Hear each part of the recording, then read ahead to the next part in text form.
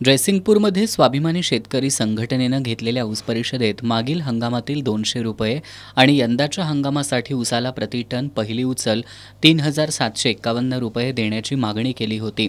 त्यानुसार संघटनेच्या वतीनं जिल्ह्यातील कारखाना प्रशासनाला या मागण्यांचं निवेदन सादर केलं जात आहे।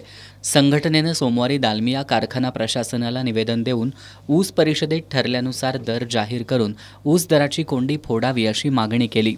याबाबत कार्यवाही न झाल्यास आंदोलनाचा इशाराही दिलाय। ऊस उत्पादकांना साखर न देता त्याचे पैसे देण्याचा घाट दालमिया प्रशासनानं घातला असून त्यालाही कार्यकर्त्यांनी विरोध केला। शेती अधिकारी श्रीधर गोसावी यांना मागण्यांचं निवेदन देण्यात आलं।